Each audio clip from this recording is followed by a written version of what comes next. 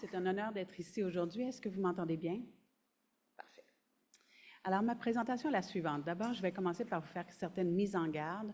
Ensuite, je vais vous exposer mes présupposés. Je vais vous parler de prévention, ensuite de règlement des différends, et je vais ensuite conclure. Alors, mise en garde. Mon expertise est en prévention et règlement des différends, et je ne connais absolument rien à votre domaine. Alors, il est écrit dans le ciel que je vais parler à travers mon chapeau et je vous demande votre indulgence. Ensuite, mes collègues Cynthia et Marc m'ont demandé de vous parler avec une vue très, très large en hauteur. Donc, je connais certains des systèmes puis des programmes que vous avez à l'AMF et à l'OSBI, mais je n'en parlerai pas. Je vais parler de façon beaucoup plus large et générale. Et je me place résolument du point de vue du consommateur. Quant à mes présupposés, je reconnais la complexité des nombreux services financiers et des nombreux systèmes de plainte et de règlement des différends que vous ont exposés mes collègues Marc et Cynthia.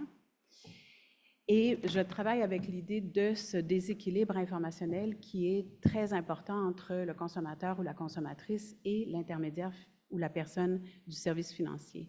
Évidemment, ce déséquilibre est de plus en plus important, plus vous avez des intermédiaires qui ont une sophistication dans les connaissances qu'ils ont et vous exigez de plus en plus de diplômes pour chaque service qu'on va offrir, ce qui fait que le décalage est encore plus grand par rapport à vos consommateurs et vos consommatrices. Ensuite, je vais parler de l'éléphant dans la pièce. On m'a assuré, ce ne sont pas Cynthia et Marc, mais que je pouvais, sans vous insulter, parler des conflits d'intérêts connus et reconnus dans votre expertise, dans votre service, dans vos services. Évidemment, ce sont des conseils de la gestion de produits qui ont une valeur, je le reconnais très bien. Par contre, il y a des conflits d'intérêts au niveau de la rémunération, des rendements et des promotions, et j'espère vraiment ne pas vous insulter en vous disant que ça affecte évidemment les individus et les institutions financières si on se place du point de vue des consommateurs et des consommatrices. Alors, en prévention, évidemment, la première chose qu'on se dit, on devrait essayer de rééquilibrer le décalage informationnel par de l'information. Encore faut-il que vos consommateurs et vos consommatrices soient en mesure de comprendre et aient suffisamment d'informations et de connaissances pour comprendre ces informations. Alors, on est favorable à l'éducation financière des consommatrices et des consommateurs. Maya vous en a parlé. Mais si on est tous pour la vertu ou pour la tarte aux pommes, c'est peut-être un peu utopique de penser qu'on va développer les connaissances requises. Et comme vous l'expliquait Maya, ces informations sont intéressantes seulement lorsqu'on s'y intéresse et pas autrement.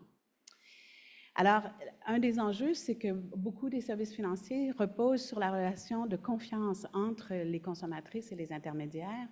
Et cette confiance, plus elle est importante, plus les gens vont relever la garde, c'est-à-dire qu'ils vont avoir tendance à se fier entièrement à la personne avec qui ils travaillent depuis un certain nombre d'années. Et l'enjeu, c'est que ce sentiment de trahison et d'injustice peut être d'autant plus grand que la relation de confiance est importante entre ces personnes. Alors, peut-être faut-il penser à des personnes ressources indépendantes et impartiales. Je ne pense pas ici à des médiateurs, conciliateurs ou enquêteurs, mais plutôt à des personnes qui pourraient assister la personne lorsqu'elle prend des décisions au niveau préventif et qu'elle essaie de détermine qu'est-ce qu'elle a besoin dans les services financiers. Au niveau des règlements des différends, la première sagesse dans le domaine de la prévention et le règlement des différends, c'est qu'il faut avoir des systèmes indépendants et impartiaux de l'industrie financière. Puis ce n'est pas seulement qu'il faut qu'ils soient impartiaux, il faut aussi qu'ils soient reconnus et perçus par les consommateurs et consommatrices comme complètement indépendants. Et il faut des chiens de garde. Alors, vous en avez certains déjà, mais il faut avoir des personnes, des institutions complètement indépendantes qui jouent un rôle de gardien. Encore une fois, peut-être faut-il des personnes ressources indépendantes et impartiales pour assister les consommateurs dans ce type de... lorsqu'ils vont aller plus loin dans les plaintes qu'ils vont avoir. Alors, quant aux plaintes, évidemment, ce serait idéal d'avoir un guichet unique. Cynthia et Marc vous ont montré la diversité des programmes. Je ne suis pas naïve, je suis une prof de droit, je connais le partage des compétences. Donc, je comprends très, très bien qui a des difficultés au niveau du partage des compétences. Mais si on se place du point de vue du consommateur ou de la consommatrice, il faut bien l'orienter puis lui donner des moyens pour ce faire. Dans notre domaine, la première ligne est l'endroit, si on veut diminuer le nombre de plaintes et de processus plus importants et imposants de prévention et règlement des différends, il faut vraiment mettre l'emphase sur la première ligne. C'est là qu'il faut donner le plus d'efforts parce qu'il y a un système d'entonnoir qui fait que plus on va bien trier les premières demandes, plus on va arriver à avoir des demandes où il y a vraiment des enjeux importants. Alors, c'est fondamental de procéder à une forme de triage. On peut imaginer des processus en plusieurs étapes. Donc, une première étape, par exemple, de recevabilité de la plainte avec une possibilité de révision. Même lorsqu'on prévoit ce type de processus, encore faut-il avoir des processus de règlement des différends parce que les personnes peuvent ne pas saisir pourquoi leur plainte est irrecevable. Un système ensuite d'enquête et un processus de résolution de conflits uniquement pour les demandes où il y a vraiment lieu d'intervenir de façon plus importante. Quant au processus, il y en a plusieurs. Là, je n'irai pas dans le détail. Vous connaissez ceux qui sont en rouge, la facilitation, la négociation, la conciliation, la médiation et l'arbitrage. L'idée, ce n'est pas d'adopter ces processus, c'est d'en créer sur mesure qui correspondent aux particularités de vos services respectifs. Alors ici, il faut utiliser de l'imagination et de la créativité, et ni en droit ni en services financiers, la créativité et l'imagination sont des qualités qu'on recherche. Or, je crois que c'est là qu'on devrait s'y mettre, puis de mettre en commun des idées non seulement sur les enjeux, mais également sur les processus, dans l'idée de créer des processus plus intéressants. Attention, dans le domaine de la prévention et le règlement des différends, la confidentialité, c'est la règle. Or, c'est une arme à double tranchant. Elle favorise la transparence, la capacité d'exprimer ouvertement les éléments qui sont en jeu. Par contre, elle a aussi parfois comme effet pervers de protéger des réputations qui devraient peut-être ne pas être protégées. Donc, soyez attentifs à cet élément-là.